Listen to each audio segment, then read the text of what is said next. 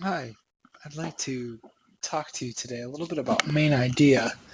And anytime you ever read anything, a story or an article, you'll need to figure out, really think to yourself, what is this really all about? And if you can make that into like one or two sentences, then you've got what main idea is all about.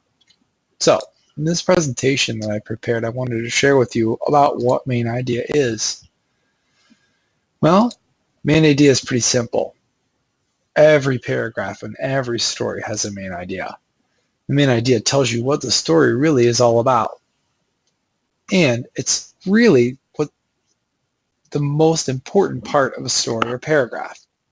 So whatever the author is trying to tell you is usually the most important part. It's not really the easiest thing to do, but once you practice, you'll get the hang of it. All main ideas have supporting details. So throughout an entire story or passage, you'll find little details. Sometimes they're cool little facts. Sometimes they're things that characters say. Sometimes they're dates or names, but they all help support what make up the main idea.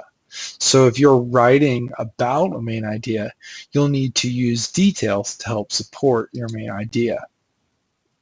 We like to think of that as a stool. So when you have a stool, classically, you usually have 3 or 4 legs on a stool. You can't sit on a stool with 2 legs, and it would be very difficult to sit on a stool with 1 leg. So when you're writing about the main idea of a selection, a story, or a paragraph, you need to make sure that you have the main idea to identify first, and then use other sentences to help support that main idea. So think of it like a stool. When you write the main idea of a selection, you want to use 1 or 2 sentences to describe it. Then help use things from the article, people's names, things that they say, maybe 1, 2, or 3. 3 is probably the minimum that you should be using to help support your main idea. 4 is probably a little better, but as you can see, without 3 legs, you won't be able to stand.